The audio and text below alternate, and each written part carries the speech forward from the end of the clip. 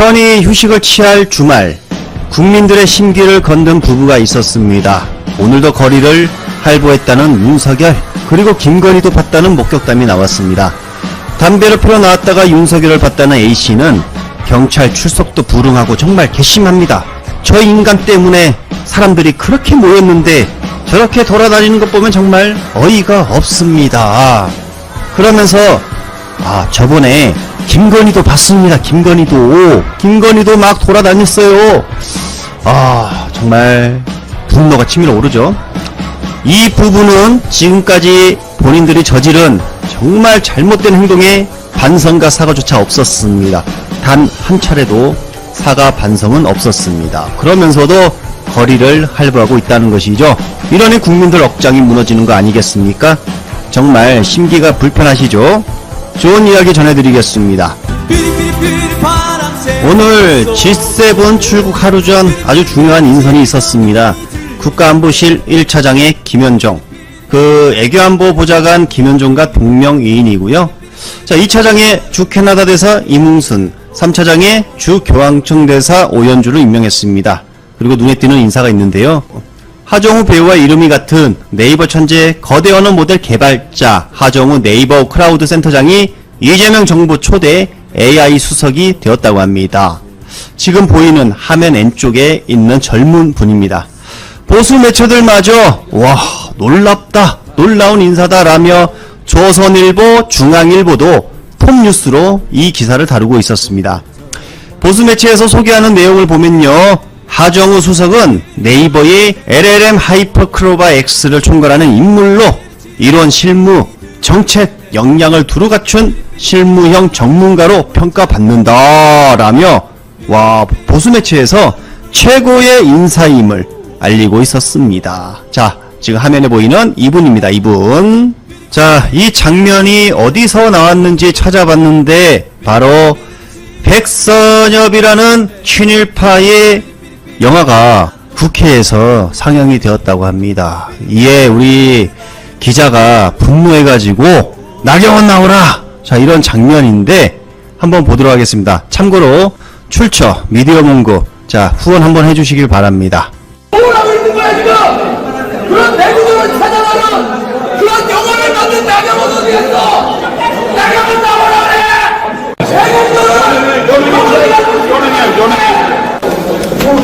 진짜 친일파인가봐 얘네들은. 성일종 헌법위원장이 입장하고 있습니다. 나경원 의원님도 같이 오십니다. 나경원이 쓰고 있나봐요.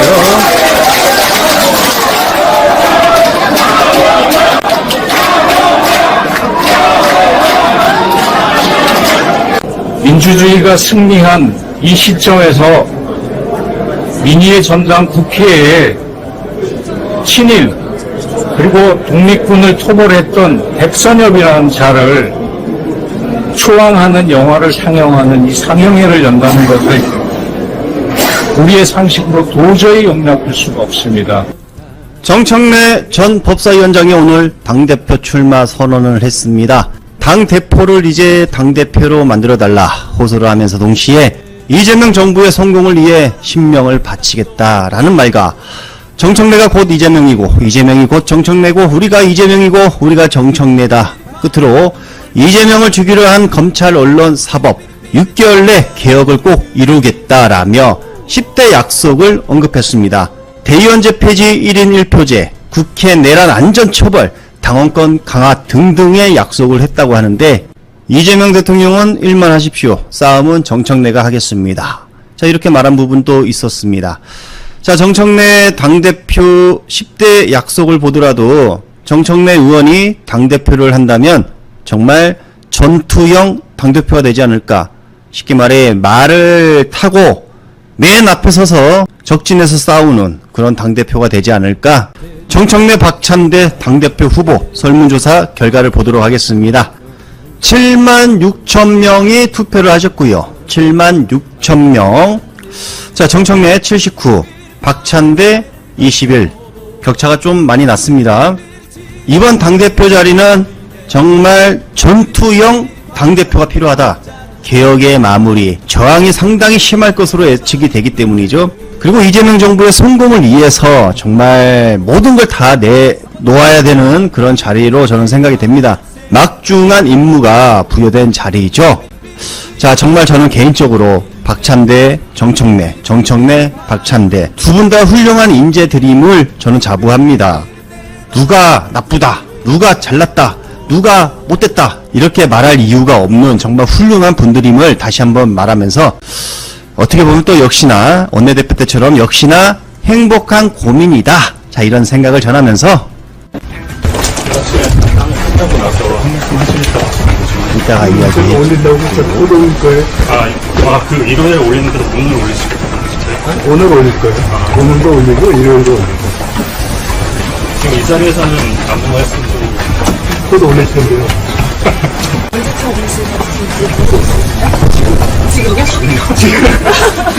당에 가서? 김민석 총리 후보자가 올린 글을 찾아왔습니다. 인사정무 관련 몇 가지 질문에 답변드립니다. 우선 과거 정치자금법 위반에 대해 송구하다는 말씀을 드립니다. 그로 인한 형벌은 무거웠고 제겐 큰 교훈이 되었습니다.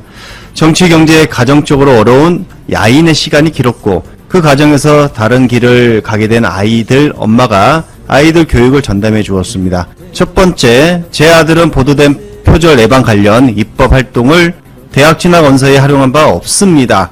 해당 활동을 입학 원서에는 사용하지 않는 게 좋겠다는 제 권유에 따른 것이었습니다. 자, 팩트 체크가 되었고요. 두 번째, 저는 동료 의원이 대표 발의한 표절 예방 관련 입법에 공동 발의했습니다. 필요한 법이라 생각했기 때문입니다. 세 번째, 이게 상당히 기자들이 많이 물어봤던 질문이었던 것 같아요. 세 번째, 사적 채무가 있었습니다. 누진되는 세금을 납부하는 데 썼고 그간 벌금, 세금, 추징금 등 공적 채무를 우선 변제하느라 상한 만기를 연장하는 상태였습니다. 대출을 받아 전액 상환했습니다. 네 번째, 정치자금법 위반 관련 벌금, 세금, 추징금은 장기에 걸쳐 모두 완납했다. 해당 사건들의 배경과 내용에 대해서는 곧 상세히 설명드리겠습니다. 제 정치자금법 위반 사건은 표적 사정의 성격이 농후한 사건입니다. 그러니까 표적 마녀사냥 당했다. 당의 공천에서도 그런 점이 감안되었습니다. 이게 표적 사정이었다. 이와 관련해서 검찰 등 모든 관련자를 증인으로 불러도 무방하다는 입장입니다. 마지막으로 그 외에 다른 사안이 제기되면 다시 상세히 설명해드리겠습니다. 지금까지 모든 의혹에 대해서 해명을 했습니다. 이게 팩트체크가 된 것 같아요. 한밤중에 김혜경 여사가 운전한 차 타고 와서 국회 감 넘어가서 제일 먼저 한 일이 뭔지 아세요? 애교. 민주당 외교 라인을 소집하는 거였어요. 신의 수였어요. 그래서 즉각 들어보세요. 미국을 비롯해서 우방국들에게 이 문제를 타진하고 한국의 엄중한 현실들을 설명하고 우방국들이 이 내란에 협조하지 말 것. 이걸 입장 표명을 요청했어요. 그래서 그 순간에 가장 빨리 움직인 게 유성락 외교라인에 들어갔죠. 외교라인. 바로 그 유성락 의원을 비롯해서 민주당 외교라인이 총동원돼서 미국 설득한 거야. 그래서 그날 새벽 한 2시도 안 돼서 미국에서 코멘트가 나왔잖아요. 대학관에. 그렇게 단시간에 그건 세계 외교사에서 별로 없는 일입니다. 그렇기 때문에 사실은 이 윤석열 내란 수계가 다시 제2계엄 하면 되고 제3계엄 하면 된다 그랬잖아요. 그걸 못했던 중요한 요인 중에 하나가 미국이 동의를 안 해준 거예요. 5.18 때, 1980년에는 그걸 못했어요. 미국이 승인해주고 눈 감아줬기 때문에 계속 광주에서 광주 시민들 학살할 수 있었어요. 정도환이. 이번에 못했던 건 전작권을 미국이 가지고 있잖아요. 그 미국이 딱 몇 시간 안 돼서 바로 한국에 우려한다는 그 견제 코멘트를 냈잖아요. 지지 안 한다는 걸 표시했잖아요. 윤석열의 내란을. 그러니까 군이 움직이겠습니까? 안기부가 움직이겠습니까? 미국이 무슨 생각하고 있는지. 그걸 이끌어낸 그 외교력을 세계 외교사에 없는 순발력과 능력으로 문제를 그 극한 비극을 막아낸 외교력을 자랑한 사람이 바로 이재명 대표야. 근데 그게 잘 알려져 있지는 않은 것 같습니다. 그거 뭐 비밀리 했습니까? 아, 그렇습니까? 그럼 오늘 이걸 최초 공개하시는 것. 뭐 아시는 분은 다 아실 거예요. 그만큼 네. 이재명 대통령이 당시에 국민들이 일단 국회를 지켜달라고 요청을 하면서 동시에 그렇죠. 외교 라인을 총동원해서 그렇죠. 무한국에게 비상계엄이 합법이 아니다. 그렇죠. 군사반란이고 쿠데타다라는 것을 인지하도록 가장 먼저 그걸 조치했다. 미국이 정확한 입장을 표명해주지 않으면 미국의 국익에 손상이 된다. 예. 광주를 미국이 동조해주고 묵인해주고 했기 때문에 광주 시민들을 정부안이 죽일 수 있었기 때문에 그것 때문에 우리 국민들, 대학생들이 반미 감정이 높아졌잖아요. 그래서 뭐 이번에 김민석 그 총리 지명자 뭐 비난할 때 쓰는 것 중에 하나가 그때 미문화원 점거하러 들어가고 했던 게 그 분노 때문이거든요. 네. 왜 미국이 그 정부안 밀어줬냐. 응? 이번에 또 만약에 윤석열이 밀어주면 그럼 우리 국민들의 반미 감정이 발산한다면 미국에게 아주 안 좋은 일이다. 우리 한미 간의 국민들의 감정을 상하게 하는 거니까 신속하게 입장을 내달라.